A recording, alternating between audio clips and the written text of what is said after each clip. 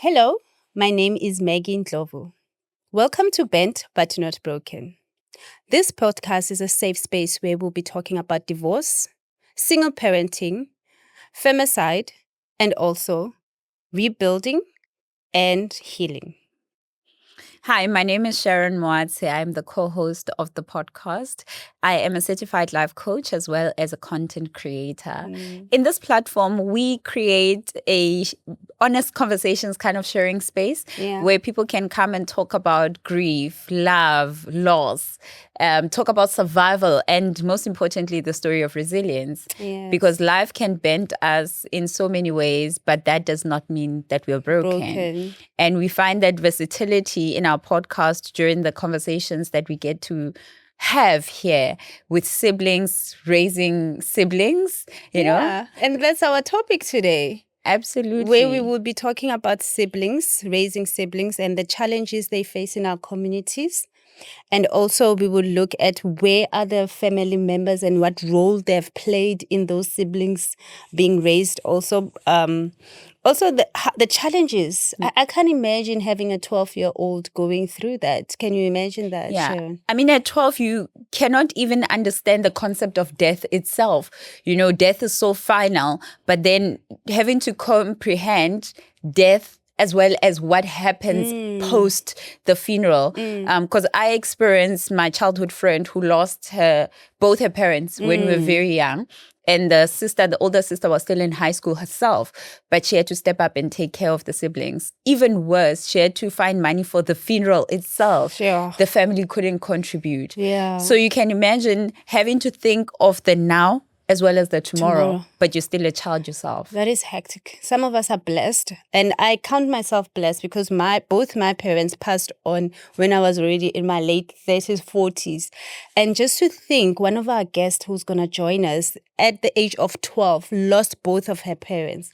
I mean, I can't imagine a 12-year-old on her own and start thinking, okay, I need to feed my 5-year-old, 6-year-old, 3-year-old sister. It just doesn't sit well with me. Looking at my daughter who's 12 years and say, what would you do if I'm gone? Even now, as she grows, I keep thinking to myself, what would happen to her, even though I know she has a father, a brother, and other siblings to take care of her. But I can't imagine. I can't wait to hear our guest. Yeah, absolutely. And I heard a TikToker, her name is Aisha. She's very popular. And she said, I prefer that my parents died when I was young. When my mother died, I was young and I can't remember her. So the grief is not as bad. But then she said, some of you in your older years are yet to experience this pain. Exactly. And one of my favorite saying, actually, I like saying, you are not an adult until you lose your parents. Because let me tell you, when life hits you and you have a parent, you take the phone, you're like, Mom, and you tear up and you cry and she listens. When life hits you and you say, Dad, send that 2K, I need it, Dad X. But when you are on your own and you cry, let me tell you, no one is there to answer. If you're not blessed to have good siblings, you are on your own and you have nobody. That's when you become a real adult. And also, let me just touch on something here. Just being exposed into a burial process, especially us as Africans. It's such a huge thing where we take 2 weeks to bury somebody and the finances in that issue. So now we look at these siblings that have to go through that. I can't imagine.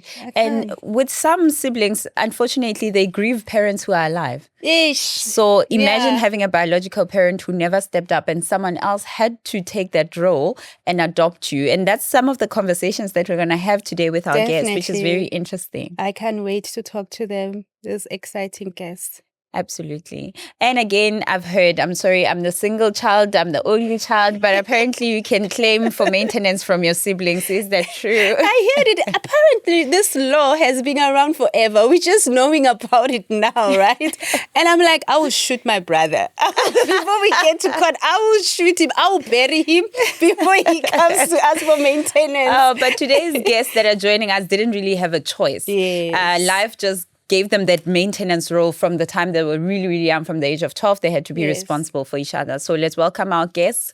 We have Sinalo Koja, we have Lee, and Lerato Waters Main. So let's give them a round of applause and welcome them in studio as we're about to start this what episode. do you young people say? What? Clock it. Clock.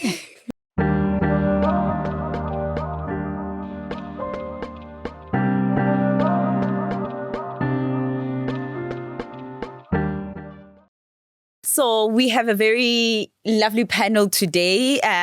The studio is quite packed, and our first guest here today is Sinalo Gosh. Did I pronounce it correctly? Please tell us a little bit about yourself, where you grew up, who you are, and yeah. So my name is Sinalo Kosha. I'm actually born in Cape Town. I was born in Cape Town in Philippi. And I was raised in Philippi, which is the location where the shacks, there's everything. Yeah, well, so I was raised there. I studied there. I think all my entire life I've been in Philippi. Yeah. And part of your bio is that you're a renowned gospel singer. At what age did you start singing? I started to sing when I was, I can't remember, but I was quite young, even in primary school. Like, I didn't want to sing because, when you are studying the classes, you first go to the lines and you sing. So it happens that I sang. So now they were pushing me to go to the choir. I didn't want to. I don't want to lie.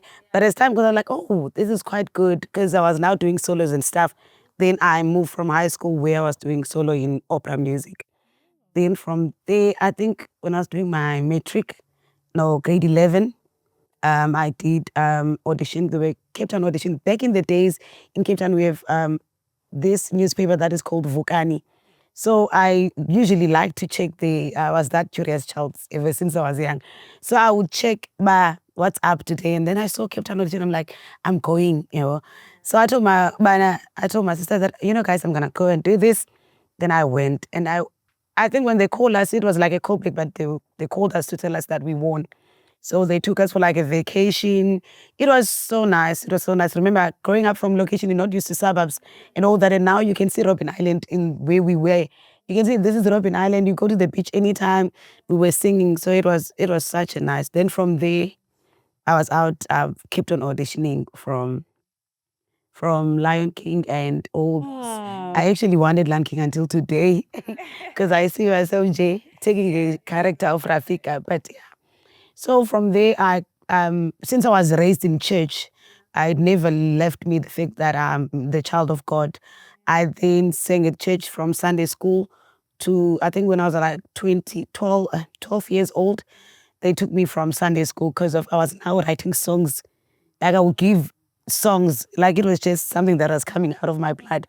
So they will sing songs at church, and then when they are telling people that the congregation that child wrote the song, and then they see they need to promote this child and take it to a senior choir. Then I was leading nonstop and I was enjoying. And one thing with me, the person that I am now, it's like I become different when I'm on stage. Yeah. Like it's like there's a lion inside of me that comes out. So from that church, it was Gospel Church of Power. There was no keyboard, nothing. You're just clapping your hands. Yeah. That's like that. So I think growing up, I was then introduced to International Church, which is Ark of the Glory of the Lord, where I didn't sing for like 6 months. I was in church, no one knew me. I come in, I go, I come in, and I go. Then this other day, we were crossing the year. I'm not sure if I'm not going to. No, please go for it. We were crossing the year, and then this other lady, she's like, because I was singing in a branch location in Philippi. So she's like, and our main church was in Woodstock that time, and then it moved to Kilani. Then she was like, Sinalo, can you sing, please, sing for them in the meantime? I'm like, there's so much congregation there, I'm not going to do that. But I remember because I had like, I think I was in my late 20s when I decided that, because I took a long gap because I was going a lot of trauma, losing parents and stuff at a very young age. So all of that and rape and all of things were just coming for me for like 10 years, 12 years, I stopped singing. But the love of music died. It never left. Yeah. So after I went to that church, it just came back to life. And then I remember I was singing Mahalia song. It says, when you are feeling low without hope, just lift up your eyes unto the hill. That song, I listened to it, I rehearsed it, and then I sang, I don't know what happened. I saw everyone, as I was stepping down, people came and hugged me. My spiritual father spoke life. He said, you have a gift, and I see that you're going to go places someday. Just to cut the story short, gay. Because I can talk, I know. Yeah. To cut the story short. No, thank you. Thank you, Sinalo. And also we have two sisters as our guests. We have Lee And we have Lerato Water Maine. Is it correct? Waters Maine. Waters Maine. Yes. Please, guys, share with us your story and who you are. I'll start. So my name is Lerato Waters Maine, a 23-year-old woman from Joburg. So I was born in Leratong, funnily enough. I was born in Leratong, adopted later in my life, I think at the age of 7, and then raised in the east of Johannesburg. Everyone knows the east. You know, the hustle and bustle starts in the east. Raised in the east. Currently, I'm the co-owner of Mbinchiam. Mbinchiam is a gut-healthy culinary brand. I moved to Cape Town about a year and a half ago. Okay, so hi everyone. My name is Lee Waters Maine. I grew up majority of my life in the East Rand. A little bit of it in Vaal, but majority in the East Rand. Like my sister, I was later adopted around the age of 10, 11. Right now, I'm currently a PhD candidate studying at the Africa Open Institute in Stellenbosch. Beautiful to have an opera singer next to me because my work is centered around the operatic stage, looking at the reclamation of indigenous knowledge systems on the opera stage.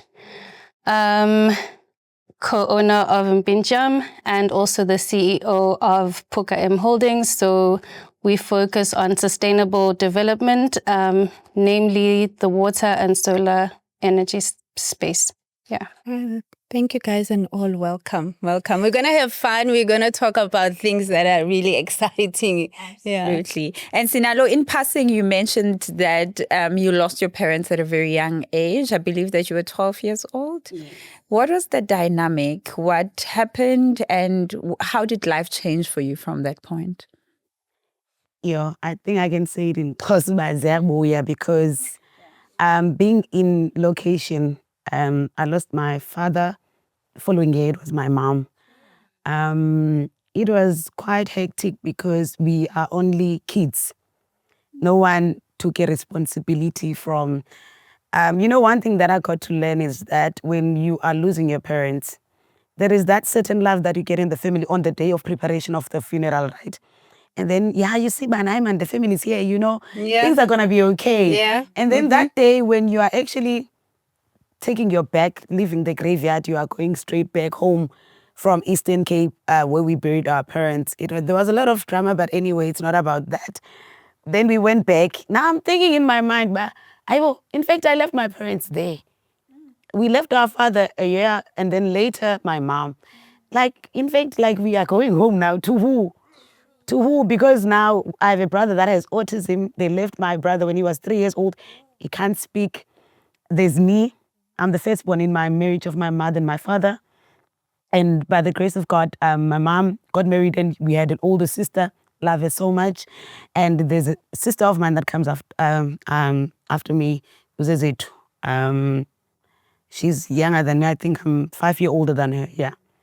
Then there's my brother, which is the one that has autism. So it's 4 of us. So we left.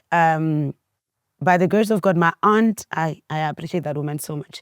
She said to us, because of apparently people in my family wanted nothing to do with my brother because of the disability that he had.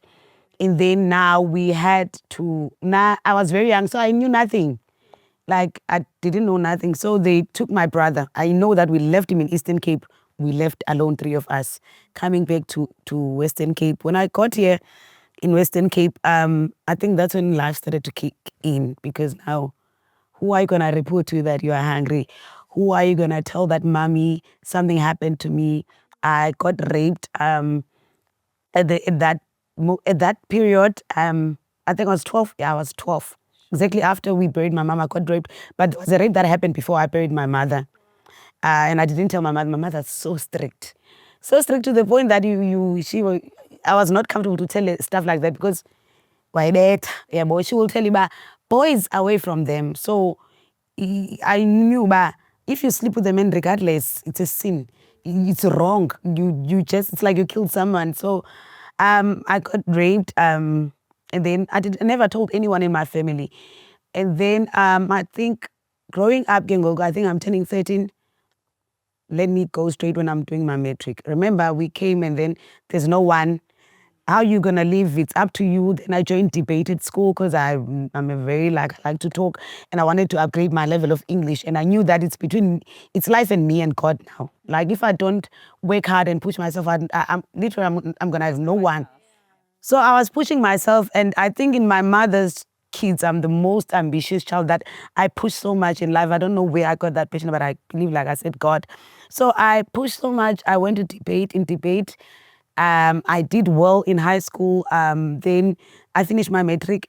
It happened that when I was doing my matric, that's when I got depression of everything, because I also got another rape. Yeah. And then I then oh. I think after that, my life changed. I'm doing my matric. I'm not focused now.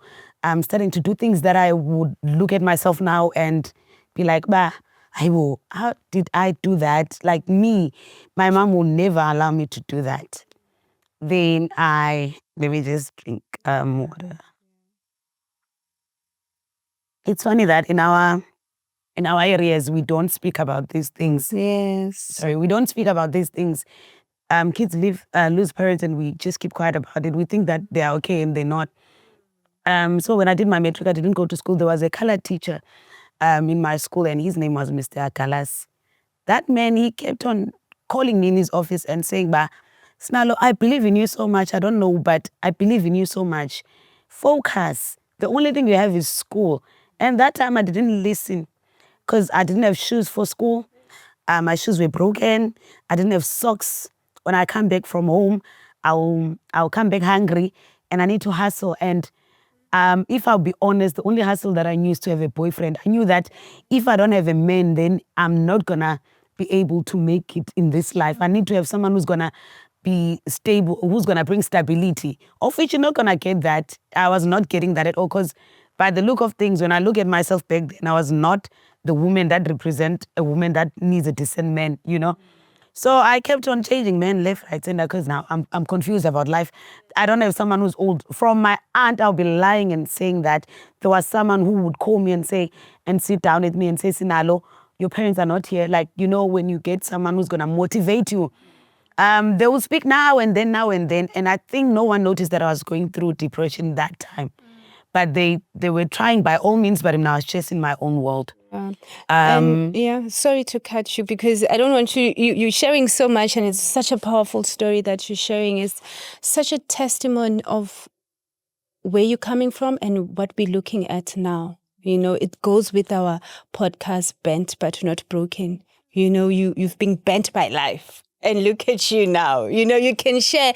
And I know our viewers are going to be so blessed. And some people are going to write to you. They're going to relate to your story and say, you know what? I walked your walk. I'm still in that. I'm depressed right now. And listening to you, you're such a blessing. You're such a blessing. But then going back to burying your parents, right? And now, Abu Malum are not there. I can relate. You know, I also, I keep repeating because I can only talk about my life also. Firstborn of 3, you know, and then everybody else now depends on you. And when you're busy trying to do other things, being in Cape Town, being in Joburg, you can't even call an elder to say, Malume, and ABCD. You don't have that. Now, going back to you coming back from Eastern Cape, now the autism brother is left behind, right? And now it's just the 3 of you guys. I just want to understand, and most people want to understand, when you get at home, the first thought for you, and I understand sometimes you're a young 12, the first thought of just getting there and say, yeah, now they are gone. Tomorrow is school, on the next day is school. What to eat? What role did your sister play? And what role did you play, since you being the firstborn from your 2 parents? I think we didn't get along. I'm going to be very honest. Me and my older sister from my mom, we didn't get along to a point that we're fighting. like I said, I keep on saying that when I look at now things, we were depressed. We didn't know because now we are very close. So things were not well because when I was living my life, like I was providing for myself. If I'm getting 20 rand, I've been that child that likes to, I love my sisters so much. So whatever I have, I would share with them. Whatever my old sister bring, we will share. But I don't know why we were fighting a lot. I think because of the fact that they are not there. But honestly speaking, we were all young. No one could provide for all of us at that time. It was so difficult because even the money that my mom, that the small money that was left for funeral cover, it was finished in the funeral. So it was difficult. I think there was a church that we were in for a short period of time that Pastor Apostle Tatmadolo from Spiritfield, he would come with meat sometimes. And when you see meat, kesana, and that it's been decades, and then it was something good. But in absence zabazali, you feel them. And especially as a woman, I feel like for boys, it's difficult, but for us women, it's difficult because a mother, we bond so much to our parents. So it was difficult. I don't know if I can put it in one word, but there was a lot of emptiness in me. It was dark room, like they just closed you in a dark room. Like you're gonna find a window. Where's the window? Where's the window? You can't find it. You can't call anyone because the aunt will tell you that. But I have my kids. My child is doing matric this year. I need to take them to university. I remember when I applied at UWC. I had a cousin that was a lecturer there, and he was putting people there for school, helping people to go in. Now I left that school crying because he couldn't help me. Yo, and we're still gonna unpack that. I want to come to Lerato and Lee. You guys look like one person. It's the coolest thing I've ever seen. And you're not twins. Yeah, confess. We're calling them twins. I just want to hear your story because you've got a double barrel surname, Waters Maine. Can you take us through your upbringing, who you are, how you got to this double barrel surname? Go ahead. Okay, so I'll start. I grew up majority of my life in the East Rand, born by two pretty young parents. My biological father was a mechanic. My mother was in retail. They lived in the CBD. I was like 6 months when my mom was looking for where to take me for a creche. I started at a very terrible one to begin with. Won't name it. And as she was walking, she actually bumped into another mother carrying her child and asked where she was taking her child to school. And they were directed to Little Footprints. So that's where she then took me. The owner of the creche grew a very deep liking toward me. My parents later, around the age of like 3, 4, moved back to the Vaal, Orange Farm area. And I'd have to wake up very early with my dad, around 4 o'clock, because he still worked in Springs. Would wake up at 4 o'clock, take the train, and then come to Springs. Then he'd take me to school. So the owner of the creche realized that I would be exhausted. By 12 o'clock, I'm tired. And it wasn't normal for a child to, I was a bubbly kid. And so she suggested that I stay during the week and then go back home on weekends. So it started like that. I'd stay during the week, go back on weekends. And then grade R, I went to a private school that she offered to cover my fees for. I also, again, stayed during the week, went home on weekends. This continued for quite some time. My sister was then born. They managed to look after her from their side. I think my sister only came when? Probably when I was like 3 or so, 4. No, to stay. To stay was after Papa's death. Yeah. So I was mostly raised by my adopted mom. She wasn't an adopted mom at the time, but she mostly raised me. My sister mostly grew up with my parents. Yeah, and in like 2009, my dad fell very ill. I hardly got to see him during his sickness. Whew.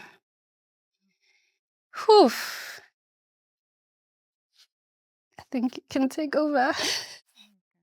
Um, so yes, I lived with my mom and my dad at the time. My sister Lee lived with our adopted mother. She wasn't adopted yet. We weren't adopted yet by her at the time. During my father's illness, you never ever got to see him, I think. I was there for him most of the time. Well, there to see the whole thing. And Sorry, there's tissues there. Sorry. There's tissues there. Yeah. I think this is very emotional, mostly for my sister, because Thank you. my sister and my dad were like best friends. And for her not to be able to see him on his last days was very hard for her. Sorry. It's okay. It's okay. Yeah. Gonna mess up our makeups now, yes? Yeah, it's okay. It's important to share this. Yeah. I was close with my dad, but they had a bond that was like beyond, I think. And she only got to see him literally when he died. She got to see him in his coffin. And so the whole funeral happened, and the adopted mom offered to take both my sister and I in, because my mom was a single parent and it was just difficult for her at the time. Like my sister mentioned, she was young. So being a young widower, you really don't know what to do, where to go, and this lady saw what my mom was going through. And I moved in with them. My sister had a very, very close relationship with that family. I didn't have that relationship with them. So moving in for me, because I lived in the Kasi, moving into an affluent white area, in a home where it's only white people, was such a huge shock for me. I wasn't very, very, very welcomed. The lady is an absolutely beautiful lady. She has a great heart, but I don't know what it was. I just didn't gel into the family. And because there was that little gap, I think my sister filled that gap for me, emotionally. I was able to be there physically. She was able to feed me every day, take me to school every day, but that emotional connection was just never there. And my sister and I were heavily grieving at the time. Sorry. My sister and I were heavily, heavily grieving, and I was so confused as to what was going on. As a 6-year-old, you understand what death is, but you don't understand the longevity of what death is. We always think like this can't be it. This can't be the end. Exactly. Because with my dad, how we got close is because he was sick, then fine, and sick, then fine. And it was always the church's intervention. Where the church intervened, he got fine again. So I was like, why can't the church intervene again? And now you're realizing that, oh my God, this is forever. And all I really had at the time was my sister. She played that emotional gap for me. I didn't really speak English well. I spoke English, but not really well. I'm used to eating bread and butter and tea after school. But now I'm coming after school and there's eggs and croissants. She's girl. You know, I'm like, what the hell is going on here? You know, but then there just wasn't that emotional support for me. That's where my sister, I think, came in. So yeah, that happened, and my sister has rheumatoid arthritis, and I think you can explain that part. Do you have the strength? Sure. So for a very long time, I possibly from like the age of 6 or 7, I'd wake up some mornings and I wouldn't be able to walk. My feet would be swollen, my hands would be swollen. There were nights where I would feel like I can't breathe and I'd be in excruciating pain. I'd be rushed to hospital, rushed back. At some point, they thought I had lupus. I was misdiagnosed several times through my early upbringing. This is the only wrist that I didn't operate on. This side I did operate. So around the age of 12, I was made a case study at Wits. They were trying to figure out what is wrong with this child. I'd had brain scans to see if maybe I'm going crazy, if maybe it's an outburst looking for attention after my father's death, perhaps. But they later diagnosed me with Madelung's syndrome. They then also diagnosed me with juvenile arthritis. It's now rheumatoid because obviously I'm an adult. But the medical bills were insane, especially in the period where they didn't know what was wrong with me.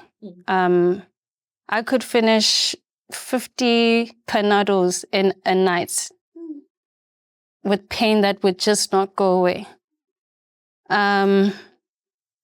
My adopted mom then, well, before she adopted us, had brought this to my mom that let me put her on my medical aid. The only way to do that is to adopt them. We need the same surname. And so she adopted us. And this made life a lot easier medically. So I was privileged enough to get good health care, which a lot of people don't get. Secondly, juvenile arthritis at that time was not something that people knew about. Masapo, people don't think that like a child. We associated with like the older ones. So I went through a lot of that. I also went through a lot of bullying at school. Some days I'd be in a wheelchair. Other days I'd be able to walk. It wasn't easy. It wasn't easy. And I can imagine also on that part talking about how you were bullied at school. And some kids would even say like, oh, you were pretending. One day you were walking and the other day you were in a wheelchair and being bullied like that, and then come back home and look after your sister. And how hard was it as an older sister when you were not well and you still had to look after your sister? How was that? It was difficult, but we actually had each other. When I wasn't okay, she was there for me. And I'd say that happened vice versa.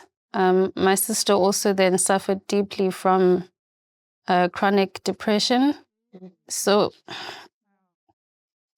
we had to meet each other halfway. So I appreciated the sacrifices that she made for me. Obviously, we were still siblings. We would still fight. No more cooler. If that fight is there, it's there. I hope she didn't hit you though. No, but the sibling relationship and the bond still remained. I mean, genuinely. there'd be times where, because she couldn't walk, people used to think I have like immense strength. Like it was like worrying, why is this child so strong? But I think that strength sort of developed in the fact that when she couldn't walk, our adopted mom was also very old. So she didn't really have strength to carry my sister. And I would have to carry this girl either into the ambulance or into the car at like the age of 8. So the sibling rivalry, sometimes she'd be in my arms and I'll put you down. I love that. Yeah, your life is in my hands. Your life is in my hands right now. Please don't put that. Oh, you guys are so adorable. Oh, and Sinalo, going back to you, now you had left the sibling in the Eastern Cape, the one with autism. At some point, you must have united as siblings because you spoke that you and your sister ended up getting along. So I want to know, towards the bettering of the situation where life started changing for you guys, how was that when Joy came in? Yeah. I think Joy came in when I decided to moved out from my mom's place. Because I had to move out. Like I said, I was a bit stubborn. My current didn't know stubborn or needs. And sometimes we don't agree into our mistakes. We like to think that we were bullied and stuff. But now when I look at myself, so I was having more wrong of Tile. Yeah, but so I know that I was stubborn. So I left my mom's place when I was 17, 16. I left and I stayed with my boyfriend. I didn't. Ask judge. Yeah, people. We Where listen am I and we going? don't judge. You know, and I'm sure people in the family like, hey, it's not okay, maintain. So like I said, that time now, I was not ringing okay in my head because I had a lot going on, rape and all these things that I named. So I know that I was not okay. So it happened that along the run, since I moved out, now we miss each other because we are no longer now staying in the same house. I'll go there. If I have something, you're one thing with us. If one doesn't have food, we have each other's back. So now our brother came back. That was a part where we did not understand because he came back when he was 21. He came back and he came back actually like last year. He's 21 years old. It's not easy because we don't understand someone with autism what they do. And I think a day before yesterday, because I take him, because now I'm married, so I take him, I stay with him for a week, then I take him back to my sisters, they take him for a week, and we do that each and every week, because everyone has life, you know. And I told them that because now I'm going to start to be busy a lot in music, that they need to understand that I might take him longer if I feel like, okay, now I'm not busy. We sat down and we made sure that it's not going to bring fight. So with my brother, it's not easy because I remember this day I was looking at him and I'm like, bruh, you are so old. Like, you know what kills me the most is that my father wanted a baby boy so bad. And then he gave birth to Abulele, and then Abulele, I think after a few months, my father passed away. So he never got to raise him. So I looked at him and I'm like, bruh, and in my heart, when he looks at me, he likes to laugh. When I look at him and I'm like, bruh, do you know that if Dad was here, he'd be so proud to have you, even if you can't talk. He'd be so proud. And he likes to laugh at me, like he likes to laugh at me. I even told myself, is there anything funny with you? Or maybe I'm a comedian with that. So I like to dance for him and I like to make him feel comfortable. So I was telling him that, and then you're like, all the time. And I'm like, yeah, I take, really. When now I just know that you were going to be my dad, and he looks exactly like our father. Like he's the only boy, like from all of us, that looks exactly like our father. So I think this other day, when I went outside, he was eating grass. I didn't know what to say. Your dad touched me because how do you operate? I like it. The most difficult thing is only him now that we are still trying to dwell. There's no one who's saying, bah, you need to do this. And I'm also going on TikTok and checking all the, people that are posting their kids. I'm trying to get all this information to make sure that I know what to do. So we are getting very well. No one will go to bed with the other one not having food. We are and like we love each other so much, and I'm glad because I think when last year I was on TV, this group with Kunjalo, they're doing very well. So last year I was given a privilege to be part of the lead singers in Korkis. So I told them, guys, in the next hour, check on channel 145. I'll be on TV. And then do a video because I want to see your reactions. Because whatever I do now, I do it I'm that child who wants to break the generational curse. Yeah. I believe so much that there was no one on TV, Ekaya. There was no one who has ever from my mother's womb who has stayed suburbs. Nah, I want to be that first child. Yeah. There's no one who has ever said that I'm going to sponsor this child in a family to go to study. I want to break what we did not have and bring it to them. And I believe that one day I'll do that. So when I called them, I said, they cried, they screamed. Like I even posted that on my status. People were like, yo, like your sisters are so happy. So we are like that now. We support each other. We love each other so much. And on that point, you mentioned that you are actually married now. Do you have your own kids? I do. I do. And when I say I have kids, people are like, yeah, I do. I do. I got married when I was young. At the age I was very young. I moved in with my boyfriend, which is my husband, when I was 16, 17. And then, he pushed to get married with me. And my aunt was asking, Kusnale, is she okay? Snale, you gonna get married at I don't see anything. I love my husband. So we got married when I was 19. And imagine I'm 30, I'm turning 33 this year. So I've been married with him. We have 2 boys, 11 years and 7 years old. They are doing well. It's also not easy to raise kids where you know that you need your mother, especially when I had a C-section because both of them are sisters. It's not easy. You wish you can call your mother and say, "Hi, Mama, life is tough. Mama, how do I change the name?" Oh, especially in Kaba. I didn't know what to do, but thank God I have a very loving mother-in-law. She loves me so much. She doesn't want to hear a thing about me. So I feel so blessed with that. Oh, you're blessed and your parents are proud of you. Ladies, I'm coming to you, Lerato and Lee. The relationship with a biological mother, that's one. How was your relationship in the older years as you grew older? And what kept you going? What made you the people that we're seeing today? Excuse me. So I think in the earlier years, I'll start there because that has a lot to do with how our relationship is now. I'll speak for myself. I love that. I love that.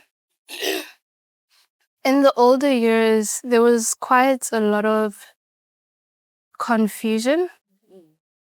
The day we got adopted,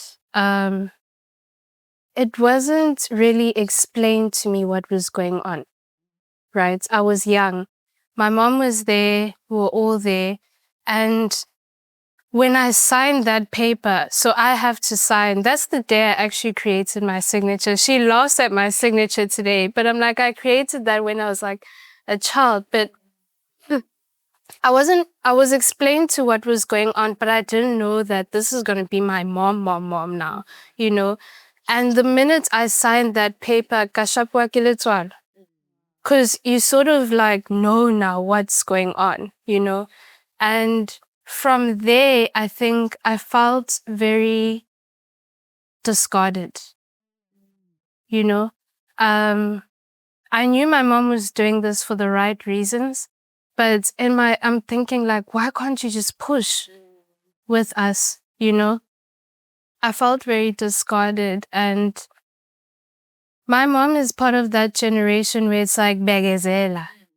And when we were going through, I would say, mental abuse in the home, she just kept repeating begezela, begezela, begezela. And that formed like a little bit of an anger. I couldn't understand, like, why can't you just like change something? I can't keep begezeling. I'm literally drowning in this place, And as we grew older, my mom was in a very, very abusive relationship. And she was in that relationship for about 6-7 years. And having to see her go through that was just like terrible. It changed how I think. And the fact that I had to keep asking her, Mama, please leave for us. Leave this thing. It's messing me up. It's messing my little brother up. It's messing my sister up. And it felt like she constantly chose him over us. And that was like a constant theme in my life. And there was a certain point where I was like, I think I'm writing this lady off. Because I can't keep asking for you. All I'm asking is just for you, nothing else.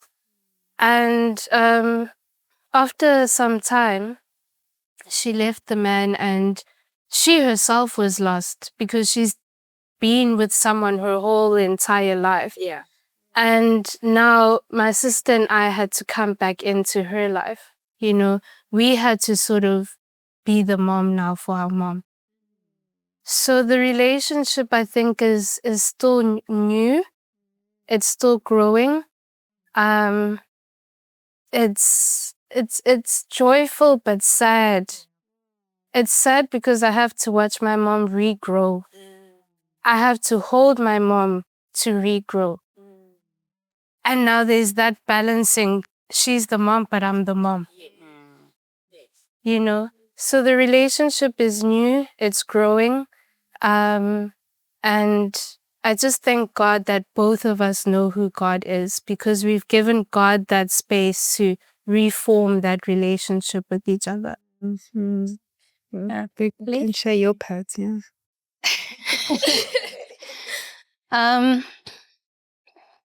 To be honest, I felt neglected for a long time in my life. As I mentioned, I was living with my adopted mom before she had adopted me. My parents then went on to have my sister. I couldn't understand why they would have her and not bring me back into the home. It was odd because my parents lived with my eldest sister, who my dad had outside of the marriage. And then, so it was my elder sister, me, and then my sister. And I was in the middle, and I wasn't there. But they lived as a family together. And I only got to be part of that family on weekends. And that was some weekends. I played sports. I was singing. I was playing the piano. I was doing a lot of things. So even weekend activities, I was not there at home.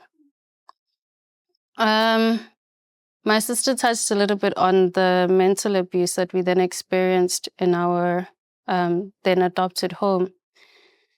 In grade 10, I remember vividly, I was fed up. I looked up government schools in Soweto that I could go to, that my sister could go to. I did the research. I saw that it's free, I then reached out to my mom and I was like, I'd rather be with you. Just take us back. Sure. I already have the schools. The clouding of the goodness that we were experiencing, the privilege of traveling overseas, of wearing nice clothes, of eating good food, it wasn't worth my life. Yeah. Wow. And my mom said she couldn't do it. And that crushed me. But I kept motivated. Yeah.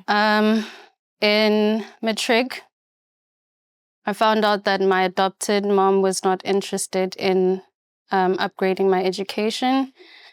I reached out to then one of our adopted sisters. So there were 3 adopted sisters. And she agreed to help me pay for my applications because my adopted mom wasn't interested in that either. I paid for applications. I beautifully got accepted at Rhodes. I remember announcing it to the family like, oh, I just got my acceptance letter. And my adopted mom could not even believe that I was accepted into a university. How am I going to pay for it? That was my concern. But I was like, even if I go into a student debt, I am furthering my education. Yeah. Thankfully, NSFAS also approved, and I went to university. In my second year, I lived off campus. This is just a very short story that I'll just wrap up.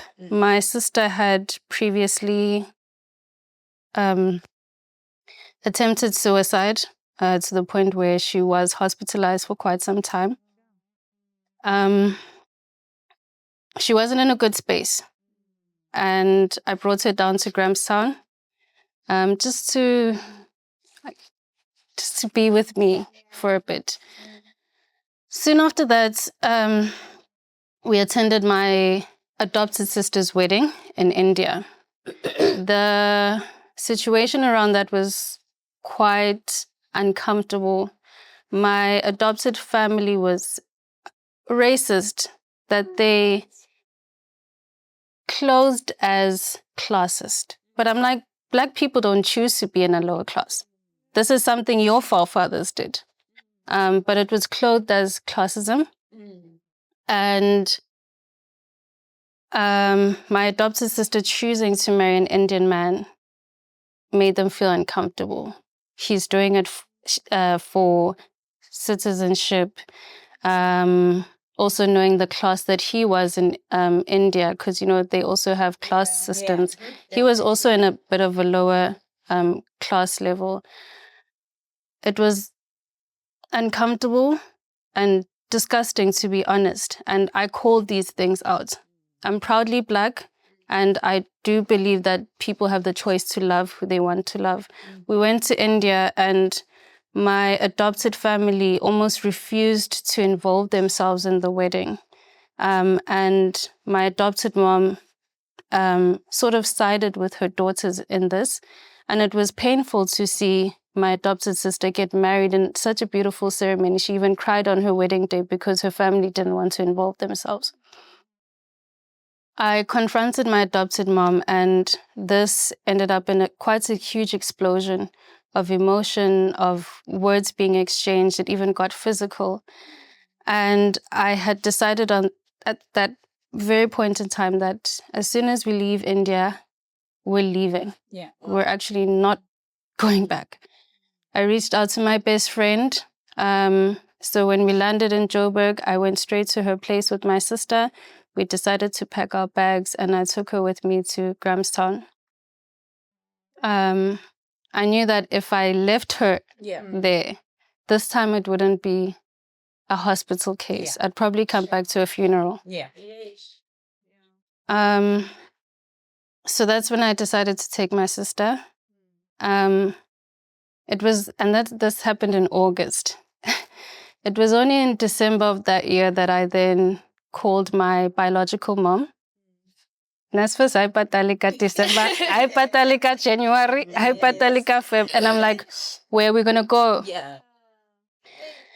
I had to call her and tell her that, we decided to leave our adopted parents. And can we please have your address? Can you please have your address? We didn't know where our mother lived at the time. So we landed in Joburg, Park Station.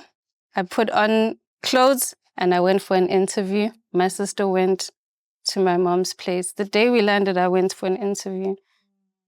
And what a mess. That very December, her partner pointed a gun at us and threatened to kill us like birds. 1 bullet, 2 birds. And we had to leave that too. We went to our grandfather's house, where majority of the family then lived. If you didn't have where to go, you'd go to the grandfather's house. Still within that period, we tried to convince our mom, leave this man, we can do this alone. That didn't work out.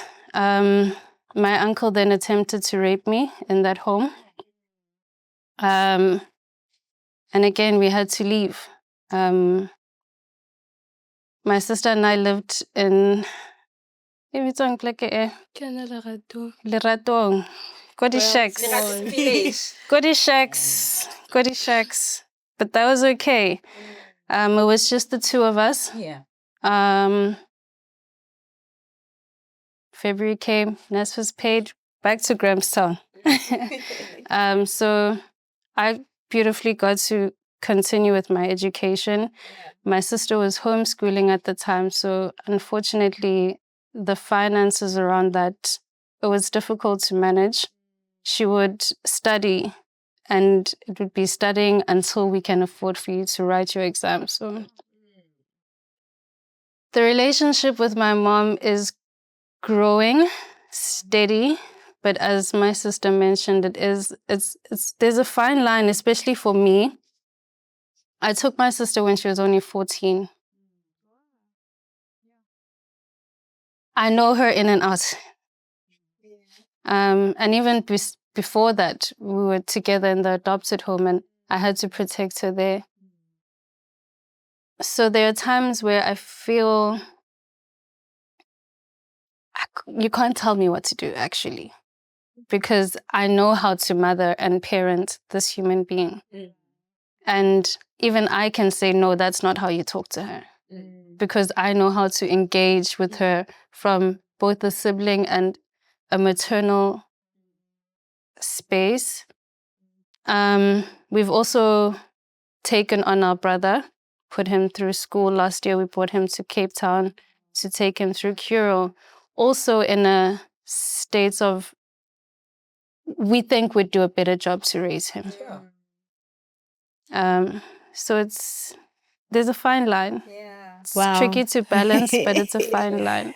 Thank you for sharing that. Wow, it's such a touching story, and I hope our viewers will relate to that, and they will, because so many people have gone and worn your shoes, where in South Africa we know how bad it is. The poverty, our communities have broken down so bad.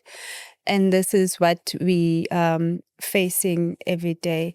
Now we're going to move on a little bit, just quickly, on our faith and just to touch, because I know, Sinalo, you a Christian music, how can I put it, gospel, but also you do a bit of. I don't want to throw you under the bus. No, you're not. I'm a just gospel opera singer. I No, was in you high were. school, then I left opera. You left because opera. in Ilokshini, there's no Yeah. groups and stuff that does that. So I had to. Okay, all right. Yeah. But your final words in terms of being a Christian and motivating some young people who have maybe at this point are in your position, and what healing took for you to be where you are today. There is no word that says, Bana, like for if there's person that is listening and they just lost their parent, that you're gonna be healed. But what I'm gonna say now, the only thing that heals and that I believe is time. As time goes, you find a way, and that's where you find yourself. Because remember, this is new. Whatever that you are currently going through, you are still trying to gel it out. But what is this? So the time will heal, and prayer. I think what healed me, I got healed, I think after 10 years. After 10 years, because I didn't have an identity, didn't know what I want. It was just, you'll see me auditioning for acting. Hey, I'm trying to gamble with life, and there's no such, up until I found my identity, which is what I'm doing now. And I think what is best important is to speak to yourself. What is it that you want? And if you are mourning for your mother, do you think where you are right now, or whatever that you are doing and you feel like it's not good, do you think that when she would be sitting next to you, do you think that your mother will be saying that, wow, this is good? If you know that she or he, it's your father, maybe was not going to say, maybe you are a man, your father was not going to say, my son, you are doing well, or my daughter, you're doing well, don't do it. It's a sign that it is not good for you. It's not going to take you anywhere. That is that inner voice that helps you to parent yourself, because eventually you have to be your parent and be your provider, be your everything, you know. And most importantly, prayer. Prayer has kept me, like, I can't explain it. That relationship with God. I remember this other day I cried. I said, God, You are a father to a fatherless. There's a verse in the Bible. And you are a mother of motherless. So there's no way that you're going to leave me. Yeah. You're not going to leave me, not forsake me. So I knew for a fact that I'm not alone. I am not alone. And yeah, I think that's the only motivation that I can give. Thank you, Sinalo. And briefly, ladies, you are successful. We didn't even go into depth about your entrepreneurial journey. Running out of time. We're running out of time, but I think we need a follow-up of how you became such successful ladies. But just to round it up, what word of encouragement, what is the word of the day, Pitor? Just word of encouragement to someone who looks up to you. Do you want to go first? Go. Word of encouragement for someone who looks up to me. Sinalo, I think you did really well in saying you have to know what it is that you want. What drove me to be where I am today is that my sister and I would literally sit down every single day and be like, this is what we want. You know, whatever it is that comes in the way, we're going to break those obstacles down, but we're going to get there. You know, when the obstacles do eventually come, you put your faith in God, you know, because there was no one else to put your faith in. For a long time, I put my faith in my sister. And I saw how that would like drown her, you know, because she knew that my faith is in her, you know, until through her, I discovered who God is. Wow. I thank God every single day for who I am. I give him all the praise for who I am because he strengthened my sister to be there for me. And after that, or even through that, he strengthened me. So know exactly what it is that you want. Fight tooth and nail. Hana kawela. Fight tooth and nail to get what that is, you know. And yeah, put your faith in God. Know who he is first, you know. Because when you say put your faith in God, people think he's an object, you know. And when things go wrong, it's like, what the hell, you know. So yeah, know who God is. And when you know who God is, then everything else will fall into place.